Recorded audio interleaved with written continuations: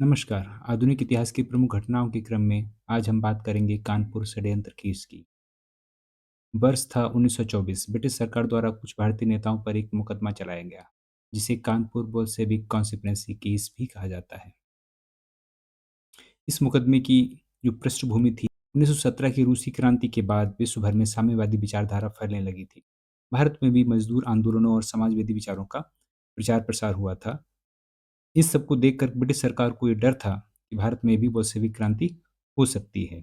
1924 में ब्रिटिश सरकार ने कुछ नेताओं पर आरोप लगाया कि वे भारत में ब्रिटिश शासन को उखाड़ फेंकना चाहते हैं। इनमें प्रमुख थे एम.एन. रॉय, मुजफ्फर अहमद, शौकत उस्मानी, नलिनी गुप्ता। इन सभी पर कानपुर की अदालत में मुकदमा चला और अंततः कुछ नेताओं को कारावास की सजा दी गई।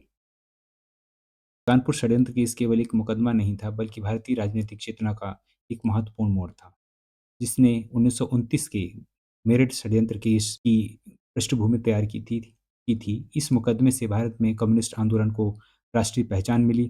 इस मुकदमे का महत्व भारतीय कम्युनिस्ट आंदोलन का प्रारंभिक चरण इसे माना जाता है। बाद में 1925 में कम्युनिस्ट पार्टी ऑफ इंडिया की स्थापना का मार्ग भी इसी ने प्रशस्त हुआ था और ये मुकदमा ब्रिटिश सरकार की दमनकारी नीतियों का उदाहरण है। यदि आपको यह विश्लेषण उपयोगी लगा हो तो वीडियो को लाइक और शेयर करें और ऐसे ही गंभीर और परीक्षा उन्मुख विषयों के लिए अभिज्ञान जनरल स्टडीज़ को सब्सक्राइब करें और इससे जुड़े रहें।